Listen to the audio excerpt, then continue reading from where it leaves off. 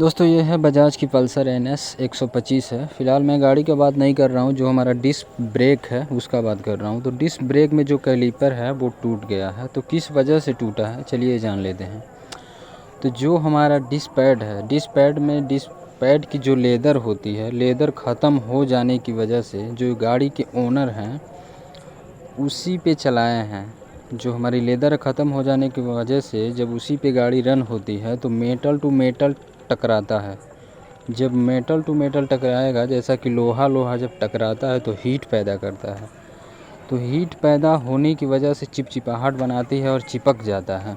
तो जब हीट पैदा हुआ और जो हमारी ब्रेक का डिस्क पैड है वो हीट होकर उसमें जब प्लेट में चिपक जाएगा, इस वजह से पूरा फोर्स हमारा कैलिपर पे पड़ जाएगा। पूरा जोड़ जितना है, जब जोड़ कैलिपर पे पड़ता है तो कैलिपर दरअसल टूट जाता है या हैवी चांस होने का ख़तरा रहता है। तो प्लीज़ जो भी बाइक के ओनर हैं या जो भी मैकेनिक हैं, इन बातों का ज़रूर ख्याल रखें। गाड़ी के ओनर विशेष ख्याल रखें कि यदि बाइक का जो टाइम टू टाइम सर्विस यदि आप करा रहे हैं और मैकेनिक आपको कहता है कि जो इसका डिस्क पैड है वो चेंज करना पड़ेगा, तो आप चेंज करा लीजिए। थोड़े से पैसे बचाने की वजह से आप काफ़ी ख़तरा में पड़ सकते हैं और इसमें ज़िंदगी का सवाल है। हालांकि जब ब्रेक लॉक होगा आगे का तो सोच सकते हैं आप कितनी स्पीड में हैं, वो तो आपकी स्पीड के ऊपर भी तय करेगा। हालांकि आप स्लो में रहेंगे तब तो आप मतलब कंट्रोल कर सकते हैं गाड़ी को, लेकिन आप बहुत ज़्यादा स्पीड में रहेंगे। और उसी तरह एक हमारा ये आप देख सकते हैं, ये बजाज की पल्सर 125 सीसी की गाड़ी है। ये दूसरा गाड़ी है। ये जो मैंने पीछे दिखाया वो बजाज की पल्सर NS 125 थी और ये हमारा बजाज की पल्सर 125 गाड़ी है, जो ये दूसरी गाड़ी है। और ये सेम कंडीशन कई गाड़ियों में देखने को मिलता है। देखिए यहाँ पर भी कैलिपर टूट चुके हैं।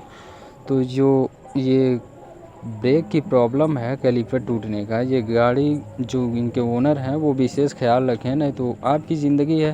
खैर उसका सोचिए, थोड़ी सी लापरवाही में आप कितने ख़तरे में पड़ सकते हैं। आपकी ज़िंदगी है, सुरक्षित मतलब रखेंगे, गाड़ी को सेफ़ रखेंगे तो वो भी आपको सेफ़ ही रखेगा।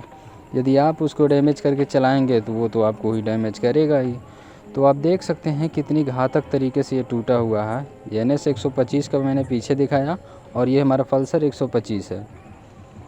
तो आप देख सकते हैं दोनों गाड़ियों में सेम प्रॉब्लम है, कैलिपर दोनों का टूटा है।